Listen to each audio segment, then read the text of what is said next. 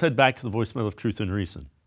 Hey, Dave, couple things for you today, brother. As far as today's game against the Ravens, we got closure on two things. The season's finally over, and there's no one worthy of bringing back in that quarterback room besides Jameis Winston as a backup. As far as the draft, the two kids from Colorado, Deion's son and the other kid, I won't even touch them kids because Deion's already said he's going to be in the mix wherever they go and everything. You don't need all that baggage. I say we take the kid out of Arizona, the wide receiver, McMillan, I believe. That's about it, Dave. I'll be in touch. God bless you, brother. I love you, man. Bye. As always, appreciate all of the voicemails. Scott, relative to the quarterback, you got to evaluate them, and if one of them you think can be the answer, you make them the answer. If not, I don't mind trying to find a playmaking wide receiver up high in the draft. Browns haven't taken a wide receiver since Corey Coleman in the first round. Yeah, I'm with you about the quarterback. If you think there's a chance that the guy can be the guy, the long-term answer, the franchise quarterback, I would take him.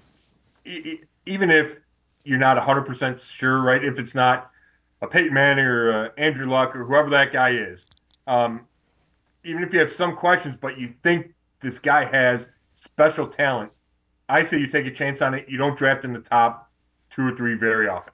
But if you don't like the guy, you can't force it, right? So if that doesn't happen, it opens up the possibilities of what position you address. I think number 2 is too high for receiver.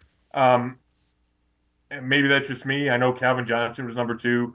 Marvin Harrison Jr. went pretty high. I think he's number 4. So I get that, you could take a receiver that high.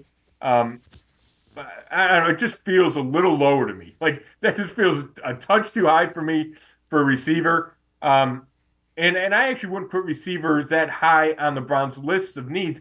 I know they need help there. But you have Jerry Jeudy. Whether or not he's a number 1 or number 2, we could fight about that. You need to augment that for sure. I just don't know if I would do that with the number 2 pick. If not a quarterback, what would you be willing to? Because I don't think you like the tackles aren't ranked that high. The offensive tackles aren't ranked that high.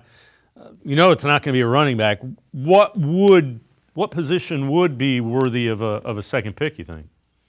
Yeah, that's a great question. If it's not quarterback, I think left tackle in general is worth taking that high. We saw Joe Thomas go number 3. I don't know about this draft specifically, but just positions. I like left tackle. I like pass rusher. I like defensive tackle. And then corner receiver would be next, and I'd have to be talked into those positions at number 2. And maybe if it's the cornerback / receiver, maybe that moves it up where it's okay to take that guy at number 2.